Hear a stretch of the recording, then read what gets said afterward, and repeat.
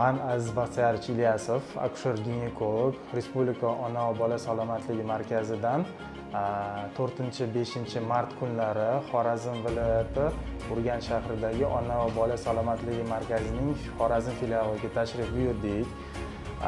Tashrifimiz maqsadi ikkita namunali bo'lgan tuman, bu Bog'ot va Urganch tumanida homilador ayollarda bolasida muammo, ya'ni patologiya aniqlab, ularga yuqori texnologiyali yordam ko'rsatish maqsadida shu tashrif buyurdik.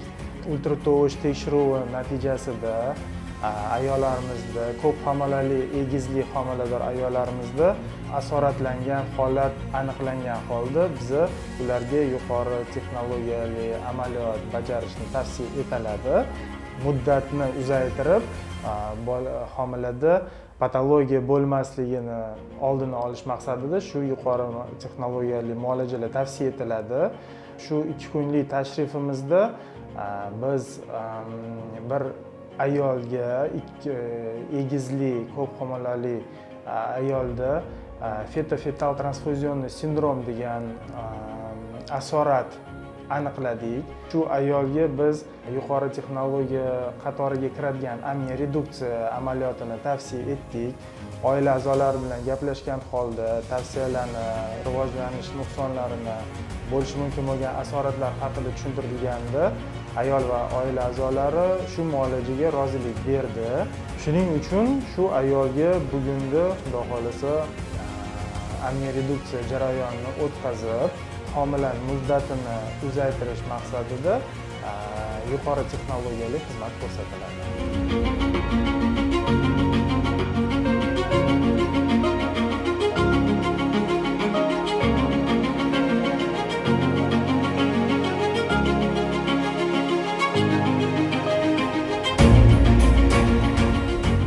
Hozir biz boya aytgandek, monoxoreal egiz homilada fetal transfuzion sindromini aniqlaganmiz.